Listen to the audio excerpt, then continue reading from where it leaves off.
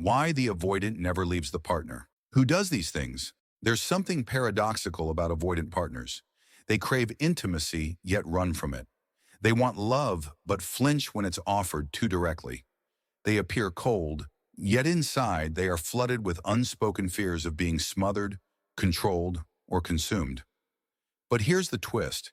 They rarely leave a partner who learns to dance with that fear instead of triggering it. This video is about why avoidants stay, not with the loud, clingy, demanding partners, but with the ones who master a quiet art. The art of loving without invading, caring without chasing, being close without being too close. And if you understand this, the avoidant will find it nearly impossible to let go of you. Avoidant don't do well in high-emotion environments. If a partner constantly presses them for emotional availability, begs for closeness, or tries to fix them, they will run.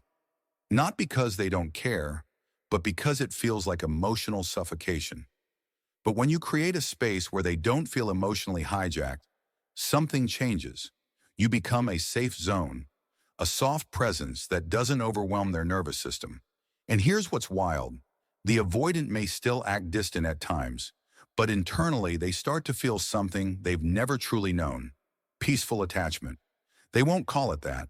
They might not even be able to name it, but they'll keep coming back to it, like a quiet addiction. One of the most powerful things you can do to keep an avoidant close is to not chase them when they pull away. Yes, it sounds counterintuitive, but the more you chase, the more they feel the need to escape.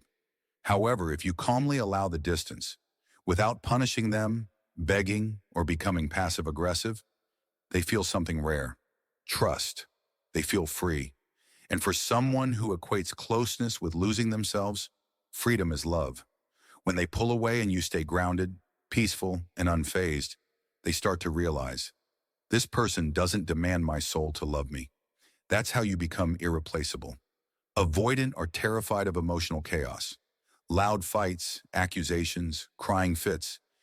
These don't just upset them, they deeply overwhelm them. But if you can handle conflict with calmness, with the energy of, let's solve this, not explode it, the avoidant feels something their childhood never gave them: emotional safety.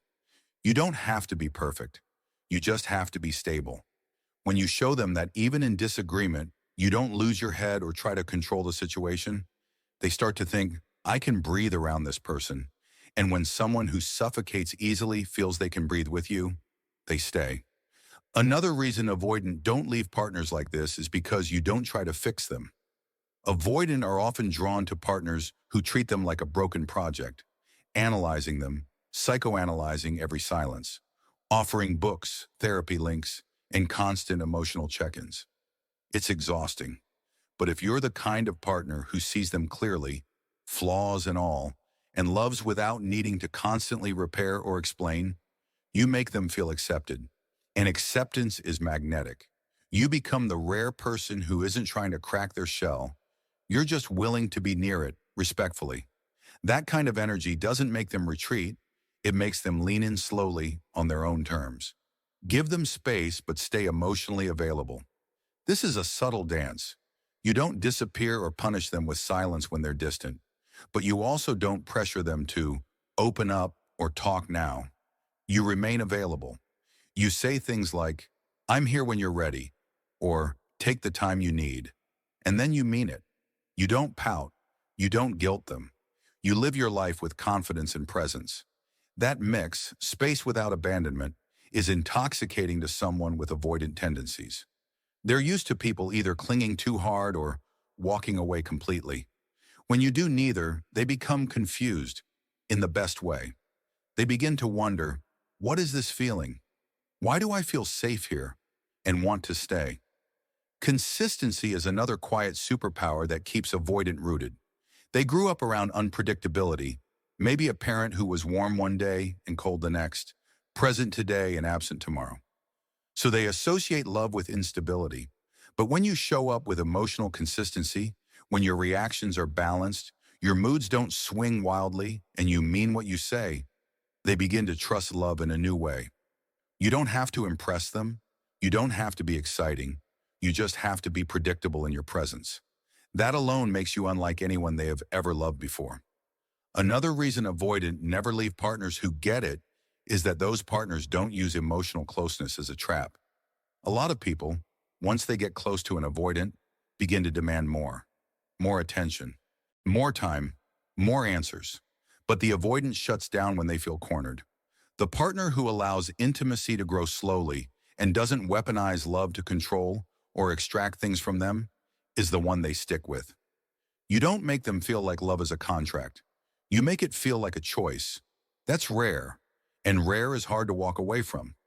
Avoidants also stay with partners who can handle solitude, partners who don't fear silence or independence.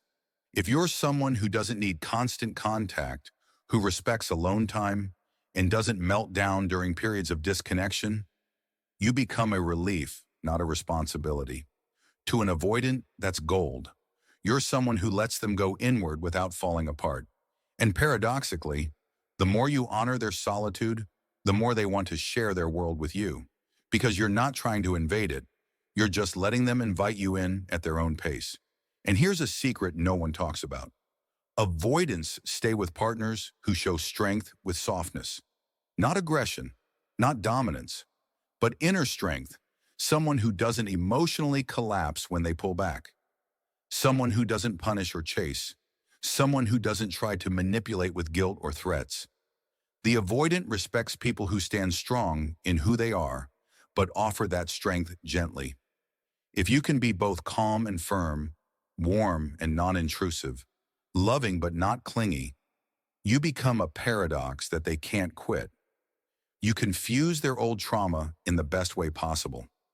Most avoidants leave relationships where they feel judged, pressured, or overwhelmed. But when you lead with calm energy, emotional maturity, and patience, you disarm all their defenses. You don't activate their trauma, you soothe it.